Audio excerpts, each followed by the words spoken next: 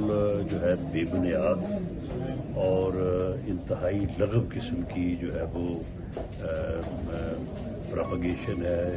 بعض لوگ یعنی اس قسم کی خبریں پھیلا کے عدم استحکام پیدا کرنا چاہتے ہیں، جو کہ انتہائی جو ہے وہ نامناسب عمل ہے.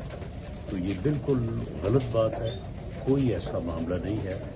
وزیر اعظم پاکستان اس وقت جس طرح سے ملک کو لیڈ کر رہے ہیں، قومی خدمت سر انجام دے رہے ہیں، ملک کو لے کے آگے چل رہے ہیں، تو میں سمجھتا ہوں کہ ایسا وزیر اعظم جو ہے وہ جو اس طرح سے پورے ملک کو نہ صرف کامیابی سے لے کے آگے بڑھ رہا ہو، بلکہ پوری دنیا میں جس طرح سے عزت اور وقار نصیب ہوا ہے پاکستان کو، تو ایسے مرحلے پہ اس قسم کی گفتگو جو ہے وہ کوئی ملک دشمن کا ایجنڈا ہی ہو سکتا ہے.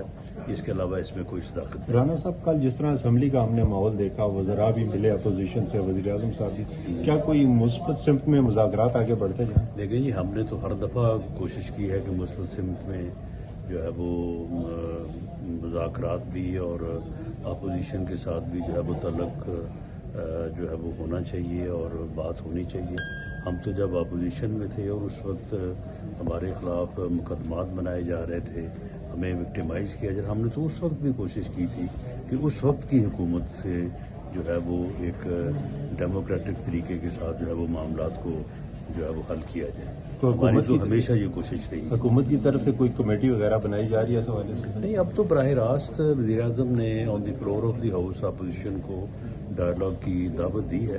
تو کل اس بارے میں جب وزیر خزانہ کے آفس میں میٹنگ تھی، جس مسئلے کے اوپر انہوں نے وزیر اعظم سے ریکویسٹ کی تھی، تو اس کے اوپر بھی ان سے بات ہوئی اور اس میں بھی ان کو انشاءاللہ پازیٹیو رسپانس دیں گے.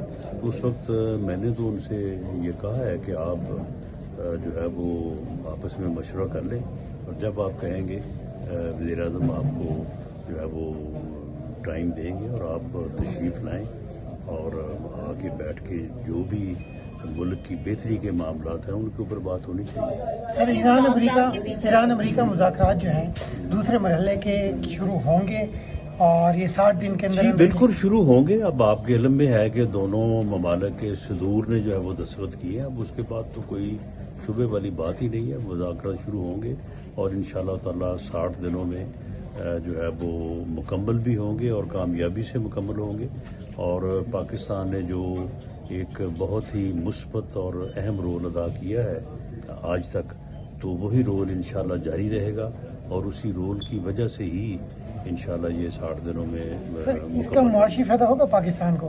جی، اس میں اگر سینکشن جو ہے وہ دور ہوتی ہیں تو ایران سے پیٹرول اور گیس کی صورت میں جو معاشی فائدہ پاکستان کو حاصل ہوگا تو اس کو ہی آپ دیکھ لیں کہ وہ کس قدر اہمیت کا حامل ہوگا. اور اس کے علاوہ بھی جو ہے وہ جو خطے میں بلکہ دنیا میں جو مقام پاکستان کو ملا ہے تو اس کی وجہ سے پاکستان کو جو ہے وہ معاشی طور پہ بھی جو ہے وہ بینیفٹس ہوں گے. گلگت بلتستان میں استحکام پارٹی کو نون لیگ نے سپورٹ کیا، لیکن وہ پیپلز پارٹی کے ساتھ مل کے گورنمنٹ بنا رہے ہیں. تو اب لوگ سوال اٹھا رہے ہیں کہ انہوں نے پیپلز پارٹی کا ساتھ چھوڑ دیا، نون لیگ کا ساتھ کیا. دیکھیں، وہ جو آزاد منتخب ہوئے تھے تو ان آزاد ممبران کی پہلی کنڈیشن ہی یہ تھی کہ جی ہم نے گورنمنٹ میں شامل ہونا ہے. تو علیم خان صاحب نے ان کو جو ہے وہ اٹریکٹ کیا اور وہ ان کی پارٹی میں شامل ہو گئے. اور اس کے بعد نیکسٹ یہ تو سبھی کو معلوم تھا کہ وہ گورنمنٹ فارمیشن کے لیے جو ہے وہ بات کریں گے.